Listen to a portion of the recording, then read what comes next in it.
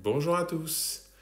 Alors aujourd'hui, nous allons nous retrouver avec Lumen, le chien, et Joao, son maître, pour travailler la conduite de recherche, la conduite du malfaiteur. En effet, vous allez voir Joao dans le costume pour passer son propre chien, car malheureusement au Portugal, là où il n'a pas l'encadrement et il n'a pas les hommes d'attaque pour travailler ce détail technique. Et c'est la raison pour laquelle nous sommes, à l'occasion de notre training camp, en train de le préparer euh, pour être capable de travailler cet exercice seul avec son chien.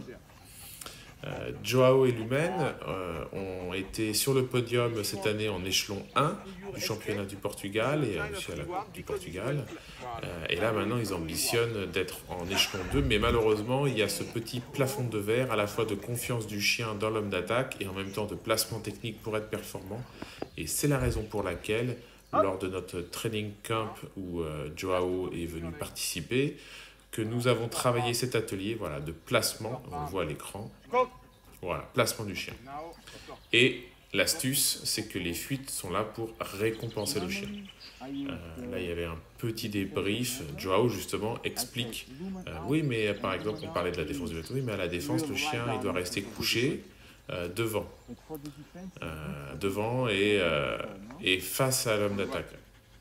Alors, justement, je lui fais comprendre que non, ce n'était pas utile. Ce n'est pas utile. Ce que l'on veut, c'est qu'il soit vigilant.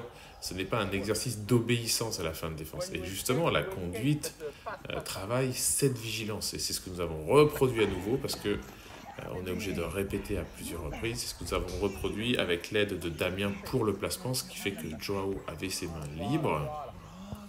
Voilà, vous voyez le contact, tout ce contact-là, la couverture du maître, c'est quelque chose du maître, pardon, pour ce petit lapsus de l'homme d'attaque, ce qui prouve bien que le chien joue et il n'est pas en train de mordre quelqu'un puisque c'est son maître qui est dans le costume. Vous voyez, tout ce contact des mains, c'est hyper important. Ça, c'est tout le travail de la confiance de l'homme et du chien.